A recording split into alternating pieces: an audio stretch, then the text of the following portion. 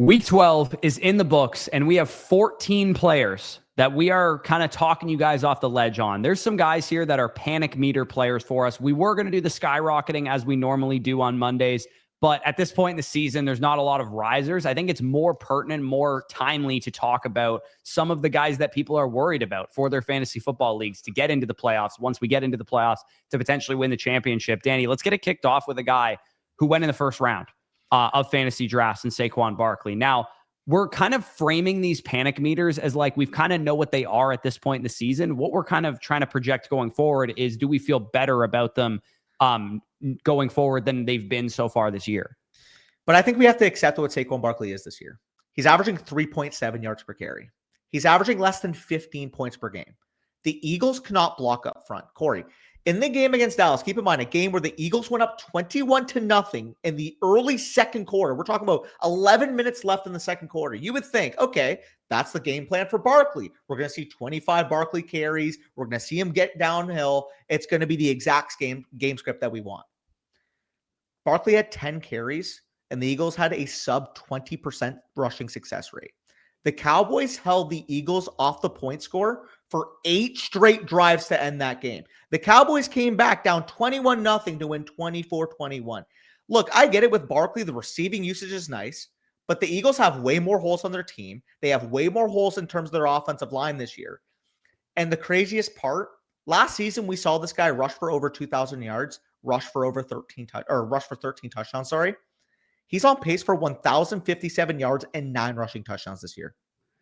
Yeah, I mean, when you were taken in the first round and you have one game this whole year over 20 PPR fantasy points, and you have 1, 2, 3, 4 games of RB1 production on any given week, that's bad. That's a horrible draft pick. That's a horrible pick that you made. Now, kind of pivoting and transitioning into like, what do I expect of him going forward? Because I did actually recently talk about Saquon Barkley as a buy in one of our trade targets videos because he has a really nice schedule. And I still like what his schedule looks like, but it's very clear that this is not the same player as he was last year. And even if I thought, okay, there was a world in which he goes 16, 17, 18, 19 points per game, I'm still of the opinion that he could do that. I just feel less confident in that stance than I did. I think it was a week ago or 2 weeks ago that I talked about buying low on Barkley. Again, I'm not going to sit here and say that he's a terrible buy still, because if you still have your trade deadlines open, I think the panic meter is quite high for most Barkley managers. But yeah, this is a dude that you got to like, your panic meter has to be like 6 or 7 out of 10 at the very least. Corey, I think at this point in the year, it's far more likely we see Tank Bigsby eat into his workload than we see him get to 17 to 19 points per game. I think if he keeps this workload, he's destined for a 14 to 15 point per game finish. And to be honest, he has no real claim to keep it, man. Bigsby, when he's come in, has been the better running back straight up. Like, I didn't think I'd be saying that about Saquon Barkley, but he has had 3 straight games with less than 3.2 yards per carry. And you would think going into those matchups, okay, obviously Green Bay, Detroit, tougher matchups. But everybody thought that, okay, maybe this was the rebound spot against Dallas.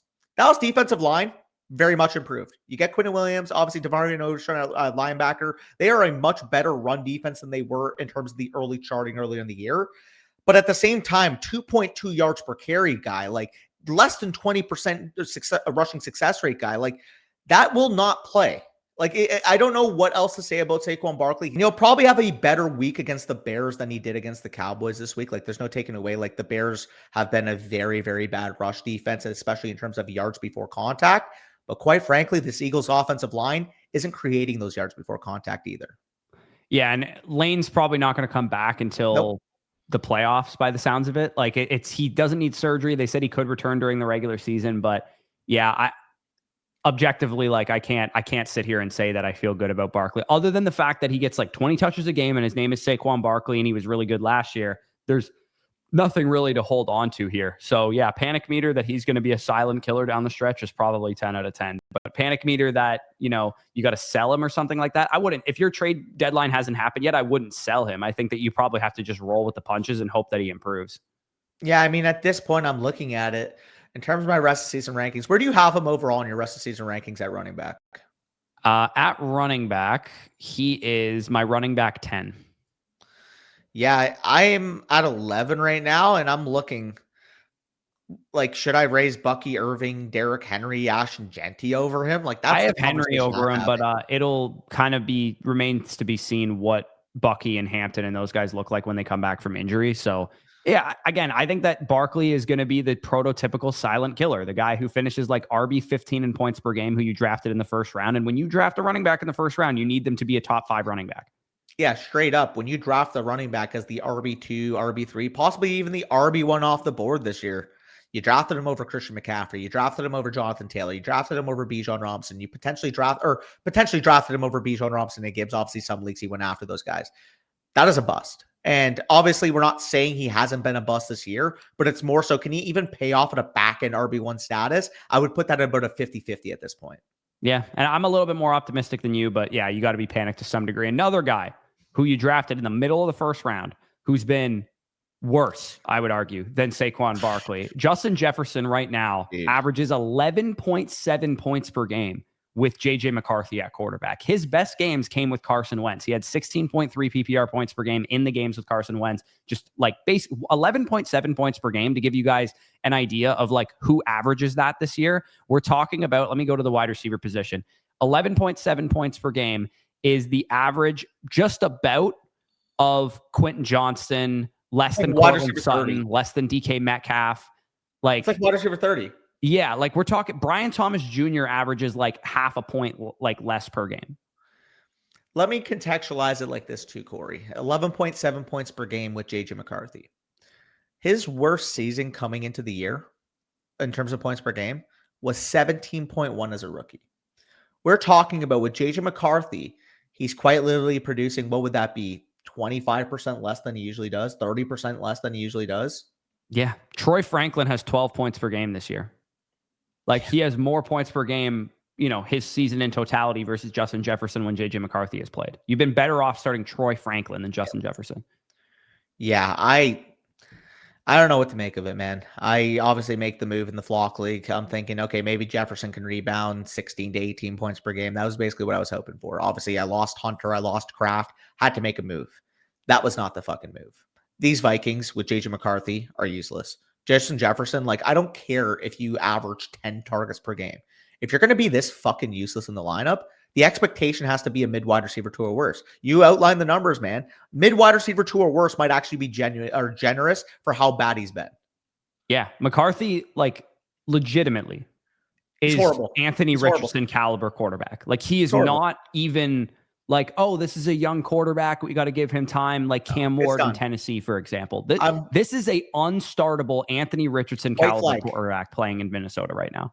White flag. I give up. Like he's horrible. Like there's no saving him. His mental is completely shot. I know JJ, when he's confident and he can stand in the pocket and he feels comfortable, he can play good quarterback.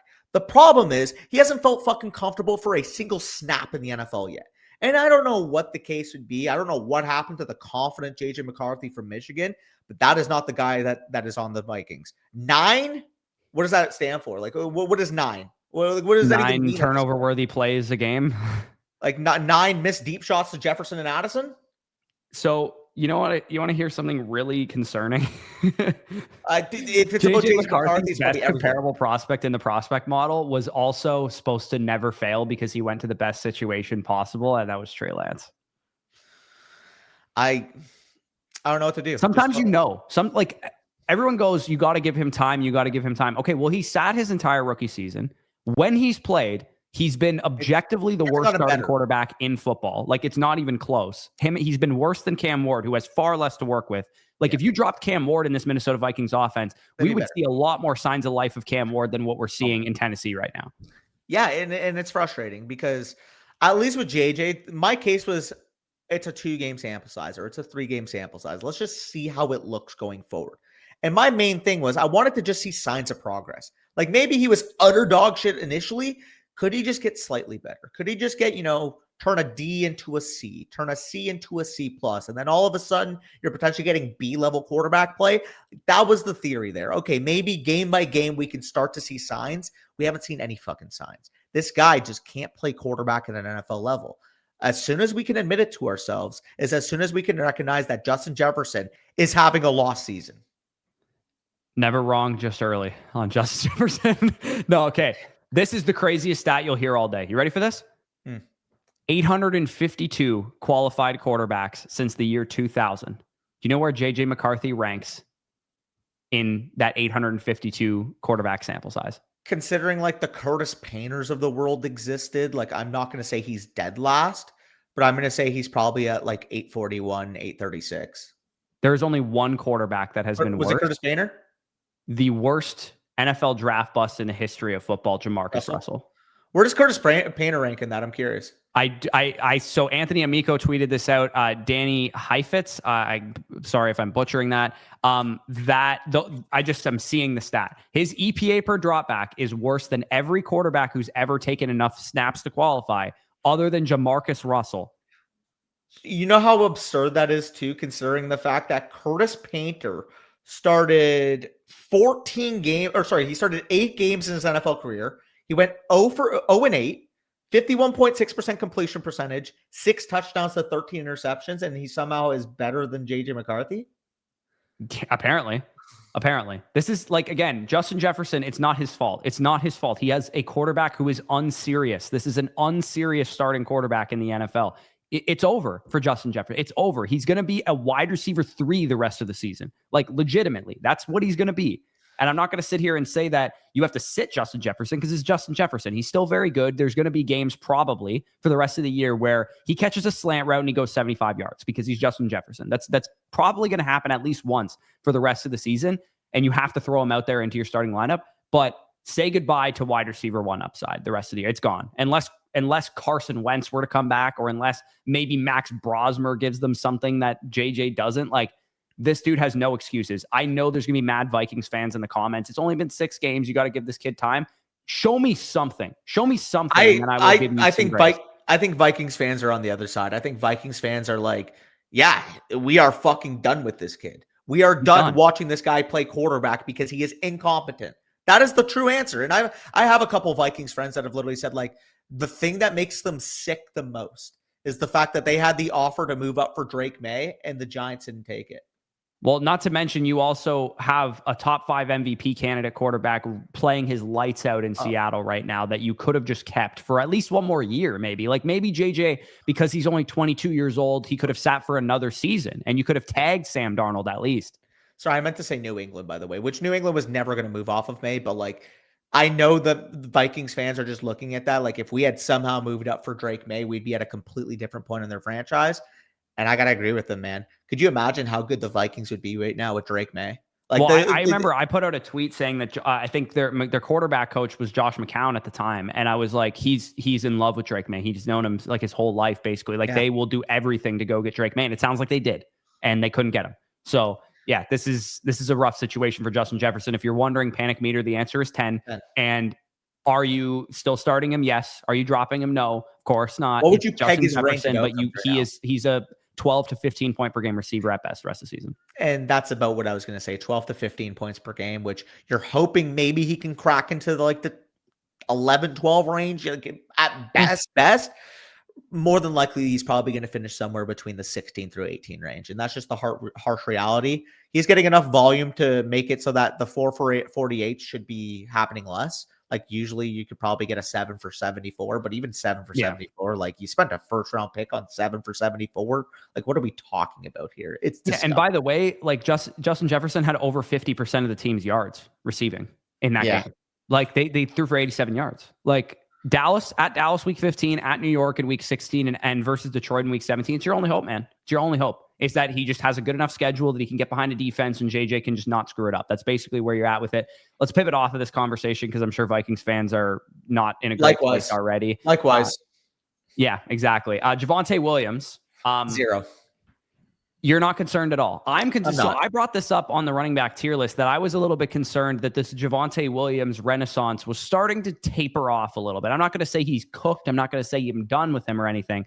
I like the volume. I like the offense. I like the opportunity that he gets in the red zone and whatnot. I'm just worried that they're losing faith in him. They're losing trust in him. And that's why he's not he's just not scoring fantasy points. Like, he's just not. He's gotten 20 plus carries back-to-back games out of the bye week. They've been on the goal line. They've been inside the 5. They had a goal line turnover against the Eagles. He just hasn't scored touchdowns. And unfortunately, when you have Pickens, when you have Lamb, when you have even Ferguson getting volume, like it's going to be tough for him to get targets out of the backfield because just this team's volume in the passing game is so concentrated. Right. We just have to adjust our expectations, man. Maybe the 18 point per game score he was at one point in this year, when you add more of a sample size, he's probably going to end up being a 15 to 16 point per game score. Well, he's the RB20 with 12 points per game since week 6. And we know Javonte Williams is very capable of taking an elite workload on a good offense and not doing that much with it because he did it in Denver last year. I mean, I just frankly disagree because even in that stretch, you had the bad game against Carolina, 2.23 yards per carry. 3.15 wasn't great against Denver, but everybody played bad in that Denver game. Other than that, 6.11, 5.53, 4.23, 4.35. Like, he's been efficient as a runner. It's just when you're lacking a receiving upside because, I mean, all the targets are going to the receivers and you just haven't been scoring touchdowns in these last few games, this is what it's going to look like. I don't think his profile compares any differently to a lot of the running backs in this range. Like, Kyren Williams, pretty much similar. I would take Kyren Williams and I wouldn't even think twice about it. But why though? Like it's pretty much the same thesis. It's 20 plus carries and a good offense. Except Kyren Williams hasn't gotten much better. That's the difference. He's not playing much better. He's had 4 touchdowns in his last 3 games. They've been the exact same asset all year. I guess I just think that this Javonte Williams that we've seen for 4 years in Denver, where he gets a big workload and doesn't do that much with it, is kind of rearing his ugly head right now. Denver Javonte has no relevance because he's getting 20 plus carries in each of the last 2 games. He was doing that in Denver last year, dude. He's been efficient, dude. Like he's had 1 game below 4 yards per carry in his last 5.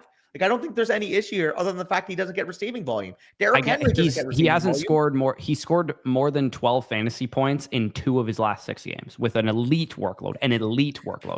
Sure, he doesn't get receiving work, and he's been away from the touchdown board. And they've been inside the goal line every single game repeatedly. They had a goal line turnover. They had a goal line interception against the Eagles yesterday. They had literally 2 plays from the 1 yard line, and one of them was a false start on Tyler Guyton because an Eagles defensive lineman literally mimicked Dak's cadence and got him the false start. I'm not sure if you saw that, by the way. No, I didn't see that. How is that not a 15-yard penalty on the defense? Like, you cannot mimic a quarterback's cadence at the line of scrimmage. Yeah, I guess I'm not worried at all. This conversation, I'm 5 out of 10 worried. Not that Javonte Williams won't be good down the stretch. I'm worried that he might be the type of guy that you're throwing out there every single week because his workload is so great and he plays for a great offense that gets you 12 fantasy points and you want more from him and he's underperforming. And from week 6 onward right now, like I said, he's been 12.5 fantasy points. What if from week 6 to the end of the season, he's still that same 12, 13 fantasy point per game asset? I think it's possible that happens. Corey, I'm 5 out of 10 worried that that's the case. Corey, he's not going to score 0 touchdowns for the rest of the season. That's what you're not taking in here. And on top of that, there's only maybe 5 or 6 running backs that are giving more than 10 to 12 points every single week. That's what running back is this year, dude.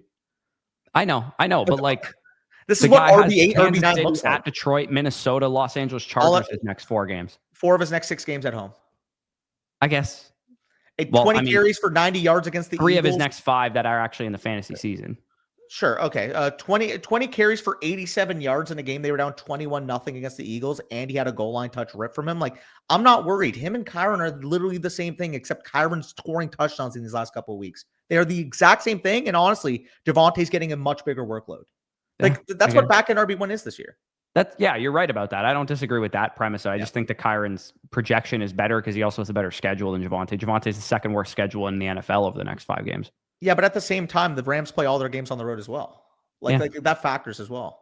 I know, but he has a much better schedule, just the defenses he's going up against. Anyway, let's pivot into my team here. We got Emeka Egbuka, who I'm sure a lot of people are quite worried about because he has 1 game, since Mike Evans' injury, where he went over 10 PPR points, despite averaging 10 targets a game.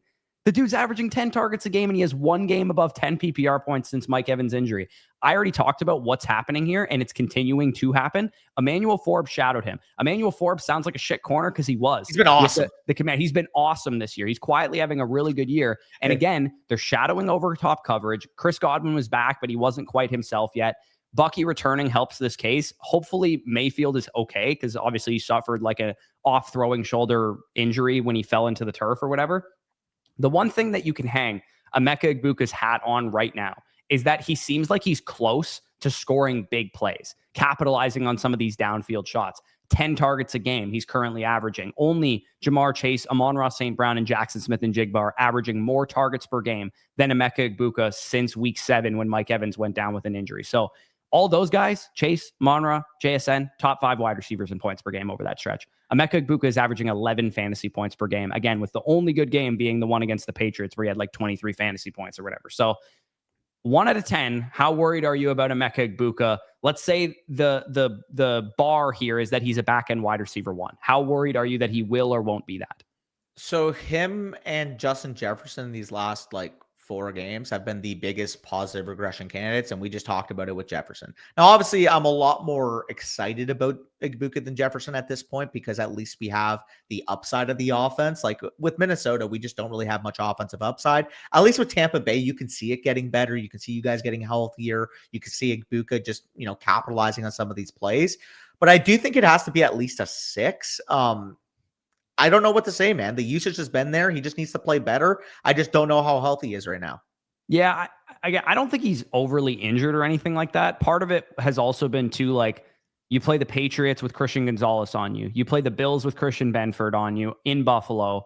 You play, and again, Emmanuel Forbes sounds like a cakewalk matchup, but he has not been this year. And the Rams are just a great defense overall. Playing the Cardinals this week, playing the Saints the week after that, playing the Falcons the week after that, the Panthers and the Dolphins to close out the season. I think they're going to be better days ahead for Emeka Egbuka, but I will say, if I would have been coming into this week, I would have been 2 out of 10 concerned. I'm probably 4 or 5 out of 10 concerned. So I'm more concerned than I would have been before. Because he's just simply not playing as well as he was before. But like I said, Bucky coming back this week, most likely based on all reports. Godwin, second game back. Evans pacing to be back by week 16, week 17. So from I'm a championship contender, if you have Egbuka on your team, it's possible Evans will be out there. Even just a win sprint capacity during the fantasy playoffs would be really helpful for Egbuka as well. Yeah, and that's basically what we're hoping for. We're just hoping that the overall play matches the usage. Mayfield's got to play way, way better than he's played too. Yeah. And who knows? Maybe this injury is severe enough that he has to sit for a game or two, which would suck for Egbuka, but at least you're playing the Cardinals and Saints the next 2 games. Yeah, for sure. And it is funny, keeping the theme, I guess, of players that we have rostered in either our home league or the flock league. Obviously, we talked about Egbuka. You have in the flock league. Jefferson, I have in the flock league. Barkley, Flowers and Lamar are both on my flock league team who we're talking about here. Flowers and Lamar both on your flock league team. Look, what's your panic meter? Because it has not been good. It has been a situation since Lamar Jackson has come back where we haven't seen a single game of 30-plus pass attempts or 205-plus passing yards. And I do think the majority of the issue, the Ravens defense is playing extremely well. And if the Ravens are going to be able to run the football on any fucking team, why are we going to see a ton of volume? Because Derrick Henry, since he's come back, is second in the NFL in rushing yards, and they've been a top 3 offense in EPA per play as a rushing unit. Why would you pass the ball if your defense is playing well and you're running the ball at will? Yeah, and specifically in relation to Lamar Jackson's fantasy production, he is averaging just 5.75 carries per game this year, which is about 3.5 less than his career average of 9.55. So this hamstring injury or whatever he's dealing with right now, because he's also being held out of practice on Wednesdays and whatnot. He's clearly not healthy. It's dead obvious this dude can't run the football at the level that we know Lamar Jackson is capable of running it. He's averaging 29 rushing yards per game right now, which if it stands would be a career low by 30 rushing yards, not even close to a career low. So this is a situation where Lamar Jackson either needs to get healthy, sit for a game. I don't know what the hell needs to go on. Just start playing better and start being healthier. And I don't know if that's going to happen, because the Ravens need him out there every week or else their season is over. So they play the Bengals this week. Maybe he can get back on track. The one thing that sucks about Flowers is that Flowers, I think objectively, is playing better at this point in this season than he's played at any point in his career. And if Lamar was playing like last year Lamar or the year before Lamar, I think we'd be seeing a 16, 17 point per game season out of Zay Flowers right now. But right now he's stuck in wide receiver 3 purgatory because Lamar Jackson is playing like shit. I mean, he's just not there's not a lot of volume, and obviously there's never a lot of volume. He's playing like shit. That's what's happening. Yeah, sure. Also, I don't think Flowers gets the benefit of the doubt here too. He hasn't posted a single game above 15 points since week 1. Of course, I played you the week he did.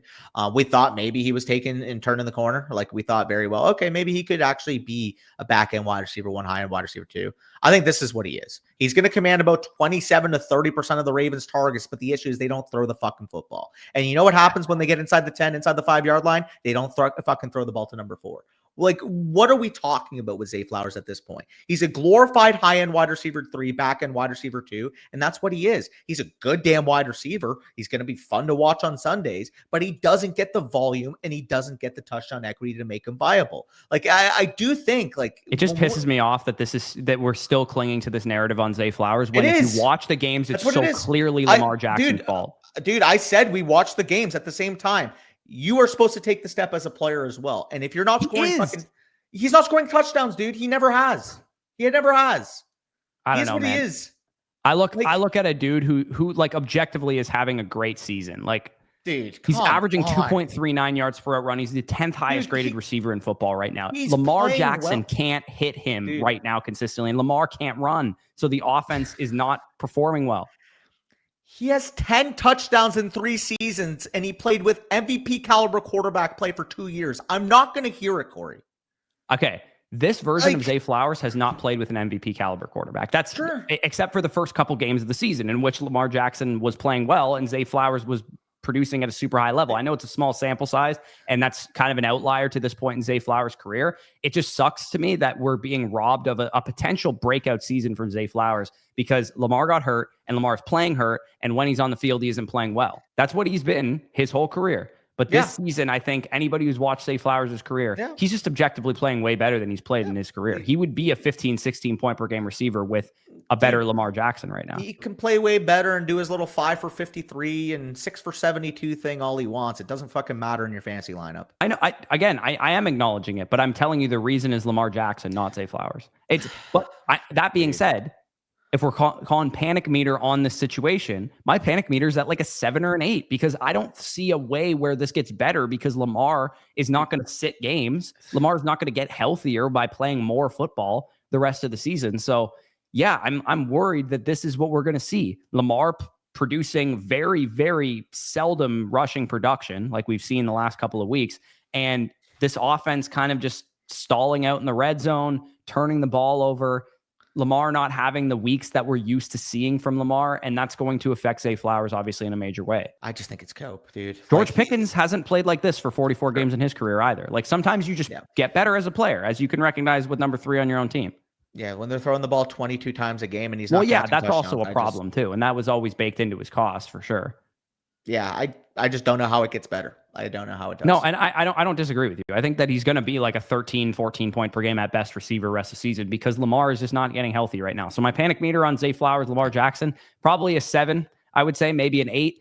As far as what do you do with them? Like, I think that for the most part, in 12-man leagues, you got to start both of them still. Like, I'm not sitting Lamar Jackson unless you have like Drake May on your bench or something. Like, I'm not sitting Lamar Jackson for Jacoby Brissett or something like that. You know what I mean? Yeah, like I just think with Zay Flowers too, he's probably like a fringe top 25 wide receiver, and we got to treat Lamar Jackson more of like a mid quarterback 1. Yeah. And to be honest, if this continues, I think that might even be generous. Like, why should I have Lamar Jackson the way he's currently playing ranked above Drake May, Jalen Hurts, or Dak Prescott? And also, by the way, I'm sure we'll get comments. Yes, I'm fiery right now, but this is a passion about it. Like we want to talk about these guys because this is our general frustration on the season. The panic meter videos are quite literally expressing emotion about players that should be better and haven't been. And I have these players on my team, so you know this is real panic on my part. And Danny has this player on his team, Odunze, who against me yesterday watched DJ Moore have 2 touchdowns and Odunze have a dud. Since the week 5 bye, Odunze is averaging 9.1 points per game in fantasy right now. Outside the top 36 wide receivers in 5 of his last 7 games. The first month of the year, 20 point per game score, absolute stud. After their week 5 bye, he has been virtually a detriment to your lineup because you've thrown him out there every week knowing his target share and what he's capable of doing. Yeah, I have him in so many spots. Best ball, very, very high on him. Obviously in the flock league, I also have him in my home league. It's kind of funny that I thought maybe in the early portion of the year in my home league, he would potentially be my wide receiver 1, but now he's probably my wide receiver 4 because I have George Pickens, Devontae Adams, and Drake London. That's kind of been the ebbs and flows and why I'm still 7-5 despite him being a complete stinker, because there's no other way around it. Rome Odunze has been a complete stinker. You can make the case right now, and since the bye week, he has been the third best pass catching target on his own team. When Luther Burden's been in the game, he's been better than Rome Odunze. When Colson Loveland's playing his snaps, he's been better than Rome Odunze. Obviously, I mean, DJ Moore holistically on the year, obviously he had the big game, but I would say Rome Odunze's still been better than DJ Moore overall. But since the bye, he hasn't been though. In points per game, DJ Moore averages 11 points per game. Well, and part of that is obviously he had the 2-touchdown game yesterday, but like that's what I'm saying. Like 25-point game too. Well, that's why. Like those are the two games. Other than that, like no 60-yard games, I think, across the year. But even including that, even acknowledging that, the same shit I gave for DJ Moore, I got to start giving for Rome Odunze, because quite frankly, you can't be that 6'3", 200-pound X wide receiver I want to talk about every single week on the tier list as to why you should be playing better. I want to be talking about the fact that you're actually producing. I want to be talking about the fact that Caleb Williams is playing some extremely good football and you are actually being a product of the offense. I don't want to see Caleb Williams throwing for 260, 270 yards and this fake alpha bringing in 3 of 9 targets. I don't want to talk about that anymore. We talked about it enough with A.J. Brown. I don't want to A.J. Brown Rome Odunze right now. Yeah, no, it's rough, man. I feel like my panic meter on... I thought I had 6 or 7. I thought I had a league winner with Rome Odunze. Realistically, if you drafted Rome Odunze, you thought you had a league winner after the first month of the season. You thought he was 2022 St. Brown, like that 5th, 6th round, second-year breakout wide receiver that just absolutely sunk. You thought he was Jackson Smith-Njigba last year, where JSN came out of the 6th, 7th round, and then you drafted him, and you got like a top 12 receiver down the stretch or whatever. Yeah, Odunze he's kind of in Zay Flowers territory, where he's going to be like a 13, 14 point per game receiver. And they'll get there in different ways, because Odunze, like, he's probably going to have a game where he gets like 100 yards and 2 touchdowns. But like the volatility of it is he's going to have the games where he has 3 catches for 41 yards. You're going to be like, were you just running wind sprints for half the game? Did you forget your hands at home? Why can't you locate a ball on the sideline? Like, can you not tap your feet in bounds? Like, to me, with Odunze, he has all the tangible stuff that you want to see. But the little intangibles that I loved about him as a prospect just simply haven't been there. And I don't know if that's something in his process. I don't know if he just needs another season to round it out. Maybe year 3 Odunze is going to be like the next step of player. Because even though with JSN last year, don't get me wrong, he was awesome down the stretch, 17.7. He wasn't this. He wasn't what he is now. Like, there's still the upside that Odunze maybe is like 75, 80% of the player that he will be next year. But if you have him in fantasy, you're going to have to endure the ups and downs, man. And to be honest, instead of the wide receiver 1 expectation we have, that's probably a 10 out of 10. I don't think he's going to get there. But he's going to end up being probably like a volatile early to mid wide receiver 2. Like, that's probably what I view him as. I mean, he's a back end wide receiver 2 for me. I would not call him an early to mid wide receiver 2 at this point. Like I think I have him like 16 or 17 over. I have him and Flowers. I said they were very similar. I have Flowers at 22 and Odunze at 23. Like, I don't think there's any conceivable way you can put Rome Odunze ranked ahead of like Michael Pittman Jr. right now. Yeah, no, that's the conversation we've come to from where he was. Yeah, which sucks, because like we were talking about Odunze in the lens of like Drake London and Devontae Adams at one point during this season in terms of what we thought of him as an asset. So yeah, you got to be pretty panicked on him. Obviously, you're still starting him. I wouldn't sell him if you got like an offer where people are giving you early wide receiver 2 price tags. Obviously, you'd sell them at that point. But most of you guys have probably had your trade deadlines already, unless you have like this is the last week that you can conceivably have a trade deadline in a redraft league at least. DK Metcalf is another guy that we can talk about. Did suffer like an ankle injury this week, and he didn't have Aaron Rodgers too. So like generally speaking, wasn't expected to be a huge game for him. But he's not been good over the last tight end. Month. He's a tight end. That's what he is. He's a fucking tight end. You hope when they get inside the 5, inside the 10-yard line, maybe he gets a gimmick fucking swing pass or whatever that play was that scored him a touchdown. But even acknowledging that, he still wasn't very good. And this is a situation where he has 3 games of 60-plus yards all year. He hasn't posted a single one in his last 6 games. Despite scoring that rushing touchdown, he had less than 15 points. Like, what is DK Metcalf?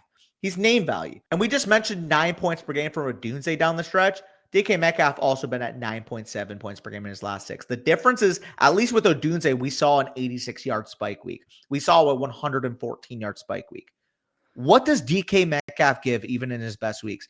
The thing, Corey, that really pisses me off about DK Metcalf is if you told me tomorrow he had a game with 2+ touchdowns, I can't even guarantee he scored 20 fantasy points. It's a good point. That is kind of how he's been. Yeah, like it's crazy. It's crazy that this dude has since what week would this be? I guess he ran cold on touchdowns for the last month or so, because early in the season, he was running really hot on touchdowns. Like he scored a touchdown in week 2, week 3, week 4, week 5. Like he scored a touchdown like 4 straight games at the beginning of the season. He was still mid. He was still putting up like 11 fantasy points, 12 fantasy points. Like you said, he's for the fact that this guy has what does he have? How many touchdowns does he have on the season? He has 6 touchdowns on the season. In 11 games. And one of those games came without Aaron Rodgers too. And the guy's 12.4 fantasy points this year, which is basically what Zay Flowers has done on 1 touchdown this season. He averages 52 receiving yards per game as a number 1 alpha in his offense. Like I remember this offseason, I'm glad you came down off of that, but I remember there was a real conversation of Metcalf versus Pickens at one point. And it was, yeah. Thank God, like you came on the right side of history, because I know there were a lot of people that I didn't draft either of them, to be fair. I know there were a lot of people left behind, though. A lot of people actually preferred Metcalf to Pickens. Yeah, I wish I would have drafted more Pickens. I kind of lean towards like the upside swings of Jameson Williams and Worthy over Pickens, which is a mistake, obviously, looking back on it. But yeah, Metcalf, if you have him, again, you're probably in a 12-man league, you're probably still starting him every week. If you're in an 8 or a 10-man league, I think he's definitely the type of guy that you can bench more often than not, because you probably have better options on your team and on your bench. But what do I think of Metcalf as far as like, I think most people would view Metcalf as a back-end wide receiver too, if they're bullish on him. If they're bullish on Metcalf, they would view him as like a back-end wide receiver too, because like you said, he's the number 1 receiver for his team. Aaron Rodgers, when he's playing, you can feed him the ball and he can score touchdowns and stuff. I'd be pretty 7, 8 out of 10 panicked if that's what your expectations were. Yeah, where I have him ranked at wide receiver, it doesn't begin with a 2. I'll tell you that. Yeah, he's in the, where is he for me? 31 for me. He is still, it begins with a 2 for me. He's at 29 for me, but it's barely beginning with a 2. It's literally the very last number in which it could begin with a 2. Yeah. So we're pretty much same page there, 29 and 31. If you draft like Wan'Dale Robinson versus him is a conversation. Right, I have Wan'Dale higher back for me right now. So I have Wan'Dale higher. He's averaging more points per game this year, and he's actually been more spike week prone as well. Dude, I have Alec Pierce higher. I have Deebo Samuel higher. I think the conversation we might have to have, depending on what happens tonight, obviously things could change. Pearsall versus Metcalf. Versus Metcalf. And yeah, to be honest, Quentin Johnston and Metcalf have had almost identical seasons, like 12.4 fantasy points versus 12.2. Quentin Johnston been a lot more inconsistent, but Quentin Johnston's highs have been much higher than DK Metcalf. So, I mean, they're having like pretty much an identical season in points per game this year. I got a gross one for you. You ready? What's up? Khalil Shakir, DK Metcalf. Ooh. Because I think it's Shakir. Yikes. Yeah, this is where we're at with Metcalf as a society. We're just not in a great place with this dude right now. And again, he did suffer like what looked like to be an ankle injury, and that could swell up and factor into his play. And if he's not going to be playing at 100%, I mean, he was averaging 12.4 fantasy points per game at 100%.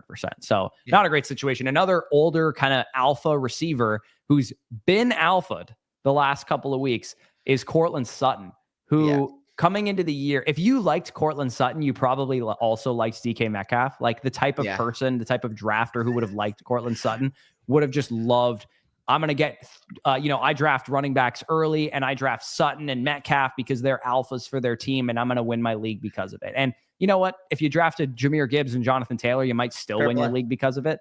But Courtland Sutton has been out-targeted and outplayed by Troy Franklin the last 7 games. Yeah. So in his last 4 games with Sutton, he's averaging 9 points per game. In his first 7, he was at 14.3 points per game. Now, I do think there will be better days because obviously Denver, they're 9-2. They're trying to fight for, seeding in the NFC or the AFC playoffs. Like, I have more faith in the Broncos offense than I do in, let's just say, like the Steelers offense. So if you're asking me a question like Sutton versus Metcalf, like I'm a lot more worried about Metcalf moving forward than I am Sutton, because I do think coming out of the bye, maybe they just say, hey, we haven't been getting Sutton the ball enough. We're still a good offense. Like, let's kind of even it out a little bit. I don't think he'll get back to 14.3, but I think he'll probably hover somewhere between like 11.5 to 13 points per game. So if you ask me my worry about him being a top 24 option, again, keep in mind too, at one point in this year, we were saying, is this guy a top 12 option? This guy a top 15 option? Like, well, we're talking about Pittman right now, or at least like Pittman a couple weeks ago, because I think Pierce also is kind of like levied into that, is how we were reviewing Sutton. I don't think he'll get back to that level, but can he be like 24 through 26, high-end wide receiver 3, maybe sneaks into like the 22 range? I can see that. But overall, it just really depends on what your expectation is of him. Because I don't think he's going to be like a top 16 guy rest away. No, since week two, not like, oh, there was a month and a half where he outproduced. Since week 2, him and Franklin have had the exact same points per game. Yeah. And if you recall, Danny, there was a bold prediction I had before the season that Troy Franklin would outscore him this year. So we're pacing that. I mean, Franklin's just a little bit behind in terms of an overall season perspective. He is, I think, like 0.7 points behind him, 0.8, points behind him. But since week like 6, it hasn't even been close, dude. Troy Franklin outscored him by like 3.5 points per game since week 6. Yeah. And 25% target share to 18% target share for Franklin over Sutton since week 6. Kind of wild. Again, I'm still holding out like some type of hope. Like if you have Sutton, maybe because they had their bye week, maybe they realize, hey, Sutton, we've kind of misused these last couple of weeks, but that almost feels a little bit copy of me. But because it's somewhat of a factor, that's why I view him personally on a different level than Metcalf. Like I have Sutton rest of season, wide receiver. Where is he? Courtland Sutton. Well, he's wide receiver 30. And I mentioned that Sutton was 30 or 31. I actually looked. He's wide receiver 34 for me. So, yeah, I mean, I have Franklin and Sutton in the same tier, dude. Like, I think it would I don't think that's outlandish. Like, I think it's a large tier of players. Don't get me wrong. It's like from Metcalf at 29 all the way down to Shakir at 40. And Franklin's at 39. So he's like right at the back of that tier. And Sutton is at 30. So he's right at the front of that tier. I actually do have Metcalf one spot ahead of Sutton just because there is no Franklin in the Steelers offense. That's kind of my tiebreaker on the two. But neither guy, I would think, are going to end up being league winners. Like if they're your 4th receiver, sure. But if you're relying on them for wide receiver 2 or wide receiver 3 standing on your team, you're probably not in great shape at wide receiver. Danny, I wanted to spend more time on these players, but I think it's pretty straightforward why we're worried about them. So I'll just kind of rattle off injury guys and just give me like a panic meter after I go over the injury stuff. So Marvin Harrison Jr., people might be panicked about him. The report initially, week 10, Monday of week 10, he got appendectomy, his appendix removed. The report was that he would miss 1 to 2 weeks, according to most fantasy doctors. The actual wording of the report was Ian Rappaport said he's going to be out this week, possibly longer, is what he said going into week 11. But most football players, according to Dr. Jesse Morris, miss 2 weeks max typically, unless they have significant complications with the surgery. But they do have to make sure that the incision is stable because you're taking hits. You're a football player. Yeah. You just had surgery. But it will be 20 days on the Sunday of week 13 that he had the surgery. So it's been almost 3 weeks since he would have had the surgery. Michael Wilson and Greg Dortch have both been wide receiver 1s in his absence. Literally, in points per game, Michael Wilson, wide receiver 4 in points per game. Greg Dortch, wide receiver 12 in points per game.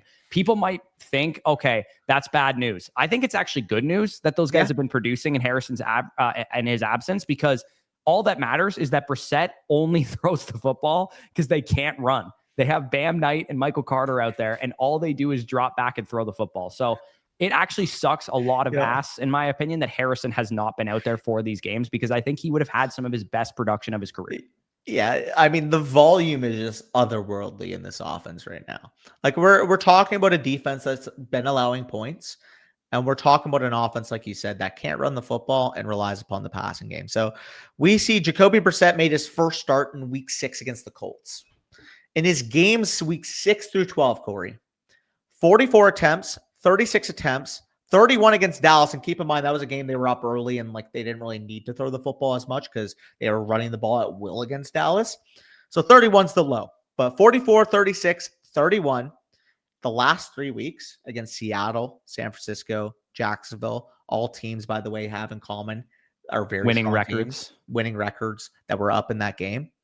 44, 57, 49 pass attempts. In that stretch, 27 completions, 25 completions, 21 completions, 22 completions, 47 completions, and 33 completions. If your quarterback is throwing the ball that much and completing that many passes, and you have a clear hierarchy in your team, yeah, Trey McBride, he's going to eat. But when Marvin Harrison Jr. is on the field, he is the de facto number 2.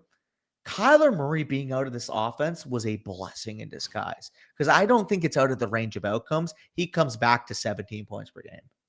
No, I don't think so either. So I guess that answers the question. Panic meter, assuming he's healthy this week, it's like 2 or 3. Like, am I worried about Michael Wilson or Greg Dortch taking away targets? Not really. Honestly, I think it's just a product of Jacoby Brissett throwing the football. Like, honestly, and no offense to Michael Wilson or Greg Dortch, I just don't think they're very good receivers. I think they're playing well right now. But I think once Harrison's out there, we should be seeing Harrison start to get some of these big target games, these 12 target games that Michael Wilson, these 15 target games that Michael Wilson's getting. I think that Harrison, who will be the primary read in most of their plays, will start having some performances like that. So if you still have a trade deadline that hasn't passed yet, I would be buying Marvin Harrison Jr. actively if you're a team that is looking for upside into your fantasy playoffs. So Corey, he had one, technically speaking, he had a game where he played, 2% of the snaps. He took a kneel pretty much, I think, or like he had 1 carry, and he had one game where he had 1 pass attempt against Tennessee. If you remove those games, so he started 6 games, he has 261 pass attempts, Jacoby Brissett. Justin Fields in 9 starts had 204 pass attempts. Jacoby Brissett played 3 whole games less and had 58 more pass attempts. Yeah, it's crazy how much they're throwing it too. And by the way, they played a bunch of teams with winning records. Their next 3 opponents have winning records, right? Tampa Bay, Los Angeles Rams, and Houston Texans. Yeah. And then, the Bengals in week 17 could be a complete Falcons in week 16 is an easy matchup too. Yeah. I'm not worried about Harrison one bit. Speaking of, injured players, we'll keep going through these. Bucky Irving is currently my RB 14 in my rest of season rankings. He's a very difficult player to get a grasp on right now because the team is reportedly, according to Adam Schefter, targeting a week 13 return against the Arizona Cardinals, the aforementioned that we talked about. Irving apparently could have been able to play or might have been able to play, according to Schefter's report, versus the Rams. The team decided to hold him out. Good call, because we got absolutely fucking bent over against the Rams on Sunday Night Football. And they're giving him one more week to return this Sunday against the Arizona Cardinals. And I do think once Bucky Irving is back, he is 100% healthy, because I don't think Tampa would rush him back there given the state of their run game currently. Like Tucker and Rashad have been pretty solid. And Bucky will be out like 6, 7, 8 games by this point. So you're looking at a situation where, I'm actually kind of willing to buy into Bucky Irving. I don't think there's anybody out there that could still buy him because most trade deadlines are passed. But if you could still buy into Bucky Irving, I'd be willing to do it. I think he has a possibility of being a top 12 running back rest of the season. It's just going to depend on Mayfield's health and the way the offense looks. Yeah, and that's the other thing I was going to ask you too. Mayfield banged up. Is there the risk potentially with how good your running backs have played that we see more White, we see more Tucker mixed in? I would say for the first game back against Arizona, yes, but I would say in the long term, if you bought Bucky Irving right now, or if you have Bucky Irving coming back right now, by week 15 through 17, I expect him to look like Bucky Irving normally would look. But this week and next week, maybe there's a little bit more of a ramp up period. Yeah, because I'm looking at it, you're getting good play from Tucker and White, and if there's still questions with the shoulder, maybe that changes his workload from a guy that had 20 touches, 29 touches, 23 touches, and I wouldn't imagine that's going to be his workload. I'd say you're looking at a 60% snap share guy, 15 to 18 touches for the first 2 games back, and then maybe if he's playing well and he looks like himself, then he can get back up to that 70% snap share, opportunity share type back. Because Bucky is as good as Tucker and Rashad have played in his release. He's the best running back. He's just way better than both of them. Yeah, and I would agree. Just more so curious because there is a difference too. And on top of that, your offensive line is not playing as well as it did last year and is banged up, right? So it's getting a little healthier. Bredesen should be back this week potentially. Yeah, fair enough. Speaking of the NFC South, Alvin Kamara leaves the game with an MCL sprain, according to Nick Underhill. Typically, a 1 to 2 week type of injury if it's mild. The famous running joke on the channel is anytime a player has an MCL sprain, I always talk about my own. Probably going to miss this week. Probably going to be back next week if I were to guess, if it's a grade 1. So it's tough because Kamara was dealing with an ankle issue on the same leg. That would be the issue. He has a history of MCL sprains, but on the other knee. So maybe this is the first time he's ever had an MCL sprain on his right knee. He's had 3 in his career on his left knee. So hopefully it's a grade 1 because for a couple of reasons. Number one, people play through grade 1 MCL sprains most of the time. All the time. If it's a grade 2, Good news is that he had his helmet on. He was trying to get back into the game. That's a good sign because it's probably not a grade 2 or grade 3 MCL sprain if he had his helmet on trying to get back into the game. The team is motivated to evaluate Tyler Shuck and be competitive down the stretch. So it's not like a situation where Kamara gets banged up, they shut him down for the year. I do think that even if he were to miss this week and maybe even next week against the Bucs in week 14, he has the Panthers, Jets, and Titans in the playoffs. And I do think that like worst case scenario here is that he misses 2 to 3 weeks. I got one caveat for you, Corey. What? Devin Neal played good in relief. If he has a good game this week, you could also talk the inverse, where if they lose and he plays well, you might want to see what your potential backfield of the future looks like with Shuck and Neal. Maybe. Yeah. That maybe. would be the only thing. I think that's definitely possible. I tend to think that against Miami, like, yeah, Devin Neal could play well against the Bucs. Devin Neal could play well or whatever. It's Kamara's got so much respect in that organization on that team. He's probably going to be the starter as soon as he comes back. I would say if I had to like gun to my head, what would I project? If I'm wrong, I get shot. I would say that he is out week 13 and week 14 and he's back in week 15. If I had to say like, that's my projection officially, I'll stamp my name on it. It's funny because somebody made a comment on this. You love just putting guns to your head. I do, apparently. I guess I think the thing that frustrates me about fantasy analysis with injuries sometimes is that the injury analysis person doesn't always tell you what they think will happen. They try and tell you and cover their bases because they don't want to be wrong, which is fair and understandable. But if you have an inkling, if you have a history working with this injury, I would like to know what you think the most likely possibility is. Yeah, it's very ambiguous the way it's talked about. Just for obviously different scenario because I'm not a professional athlete. I've never been, and I never got the care that these guys do. Week 1 would be a challenge, but second week, if it is a grade 1, it should be fine. Yeah, that would be I would say if you're preparing for a pessimistic projection, week 15 against the Panthers would be when I would project Kamara to come back. Hopefully he's back this week against the Dolphins, but it's possible he's not. And I would say week 14 could be 50-50 that he plays in that one. Drake London, big one, because of course he's a huge stud fantasy wide receiver. The expectation is that he'll probably miss another game because it's a 2 to 4 week injury. Traditionally, the PCL injury that Puka Nacua suffered a couple of weeks ago was he missed one game in London and then he went on bye and then he was back after the bye. So that was a 2.5 week absence or whatever that he was out for. He low-key, if you think about it too, Puka hasn't been dominant since he's been back. Like since that injury, he kind of slowed down a little bit. But Drake London, if you have him, let's just say your hope is that by week 15, if you're heading towards the fantasy playoffs, he's 100%. That's your hope, is that by week 15, he's back out there, no questions asked. Yeah, like if you're in like a bye week position or if you're basically like 7-5 or 8-4 or better, I'm not too concerned long term with Drake London. But at the same time, I mean, it's just annoying to deal with. When he's on the field, he's been a near 20 point per game scorer. We're just hoping that he takes the recovery right and he takes the time he needs. And by the time he's back, he is at full 100% health. I will say one thing in terms of Puka. A lot of the production just hasn't been his fault. I know it's an understated story, but man, the Rams running as many 3 tight end looks as they have has really impacted the routes that Puka has run. Puka, going into the week again, I'm curious what he ended up running against Tampa Bay. Probably, missed some time, obviously, because you guys were down big in that game. Rams didn't really need to throw the football in terms of agenda. Yeah. But coming into the week, he was averaging 21 routes run per game since the injury, which is like 74th in the league. Yeah. So just generally the volume's been a little bit off there because they've been running a lot. Like Corum and Kyron have been running the ball very well, and they've been running 3 tight end sets, like you said. So yeah, that's a factor. Obviously, Drake London with Kirk Cousins, I'm sure he'll be fine once he's back out there. But I'm sure people are like, what do I do with Drake London? Like, what is the deal with him? I mean, if you're not going to make the playoffs, you should trade him, to be honest with you. Like, you should go to a team that's 9-3 or fucking, whatever. Go to a team that has a very high record who can afford to lose Drake London for the next 2 games, because if you are trying to make the playoffs and you have no chance unless you have Drake London, you should probably trade him if you have your trade deadline. So if you're 6-6 or worse, I don't know if you're in a position to wait these couple of weeks in case Drake London misses. I'd be shocked if he was back on the field before the week 15 start of the fantasy playoffs. I'd be shocked. To me, the sweet spot is if you're 7-5, you can hold him. Yeah, but it's a contextual 7-5. Or you're borderline guaranteed to make the playoff. So the reason why I'm saying that is because, for example, in my home league, I am 7-5 with the most points for in the league. I have Drake London in that team. I'm not pressed to sell him because I know, okay, at least in the intermediate, I have, Adams, Pickens, Odunze. Maybe I can plug in, like, for example, Devin Neal I'll have for 1 week. I picked them up off of waivers. By the way, stay tuned tomorrow because he will probably be the one, if not the number 2 in terms of that waiver list. But if you're in that type of position, or if you're already, Sal's position by God's grace, like you're 11-1 and you're chilling and you don't have to worry about shit. He could lose the next 2 weeks and it would have no effect on his season. Yeah. If you're in that situation, then yeah, you should send out some offers for Drake London, assuming your deadline's still open. The last guy we should quickly talk about is T. Higgins. One thing.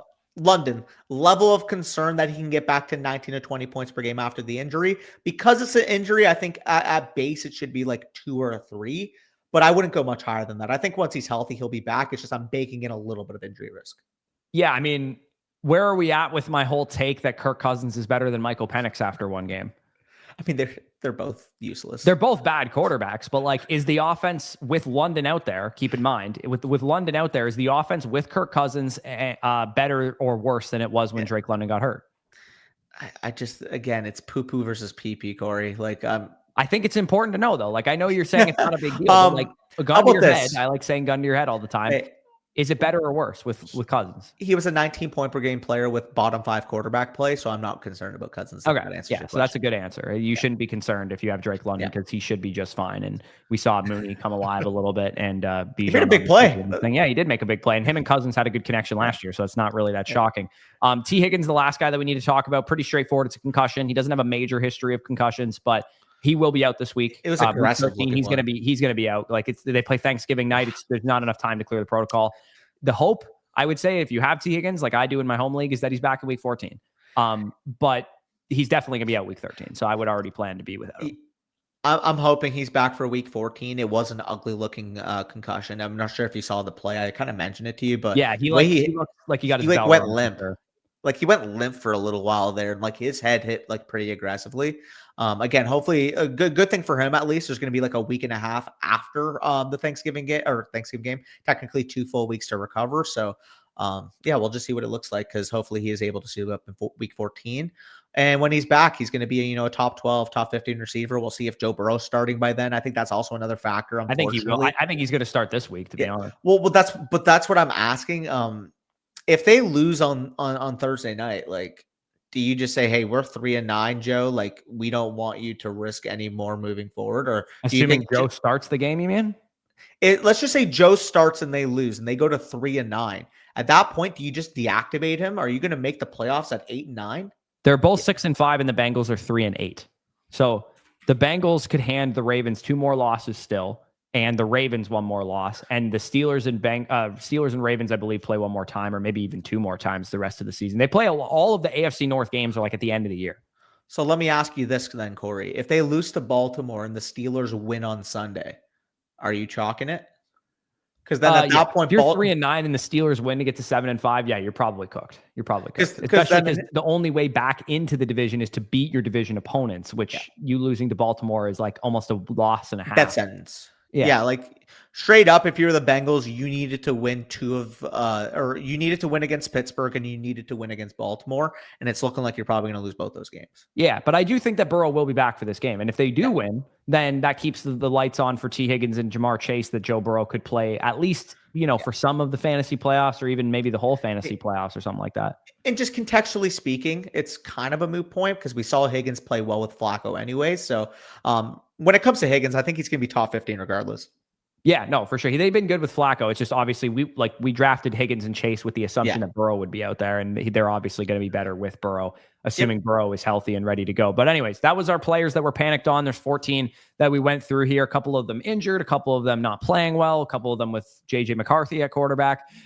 Definitely some guys that we needed to talk about. Let us know what you thought of our little therapy session in the comment section down below. We would have given you skyrocketing, but for the life of me, there was like 2 players that moved up my rankings this week. It was like Wan'Dale Robinson and DJ Moore who moved up my rankings. That was basically it. There is one that probably should have been there based off how he's played all year. The fact that he's the wide receiver 2 in fantasy. I did it, man. I moved George Pickens up to number 6 at wide receiver, and he's actually 1 spot ahead of CeeDee Lamb. I have number 6 George Pickens, number 7 CeeDee Lamb rest of the season. The guy outside of Jackson Smith and Jigba is arguably playing better than any receiver in the league. Like I can't ignore it anymore. And the Cowboys offense, the way Dak has played, the way they came back yesterday, like Dak's going to throw the ball 250, 260 plus passing yards, 2 to 3 plus passing touchdowns every single week. And if Pickens is playing this well, he's going to average 100 yards and potentially a touchdown per game. Yeah, there we go. Some unsolicited Cowboys talk at the end of the. We mentioned Riser, though. I think people were wondering. But like, I officially did it. For those of you that made it this far, an hour plus, you probably already know about how we operate. I did it, man. I can't be in denial anymore. Yep, there we go. Danny's admitting CD Lamb sucks. You heard it here first. Like, comment, subscribe on this video if you guys enjoyed. This week will be a little bit different because of Thanksgiving. So tomorrow we'll have waivers as normal. Wednesday, I'm going to do like a part 1 matchups that matter because there's 3 Thursday games and a Black Friday game. So I'm going to do like probably a 10-15 minute video of matchups that matter for Wednesday. And because a lot of people have had their trade deadlines already, obviously that's not really relevant information anymore. You can go back to the last 2 weeks trade targets videos and some of the TikToks and shorts that we've made over that time if you still need to make trades. But yeah, we'll do like a matchups that matter kind of short form on Wednesday. And then Thursday, we're going to be live before the first Thanksgiving game. And of course, there's football on all day. And then Friday, I'll do the rest of the matchups that matter stuff. And then the tier list as usual on Saturday. So check that out. Make sure you guys are subscribed for all that good stuff. And with that being said, peace out. We'll talk to you soon.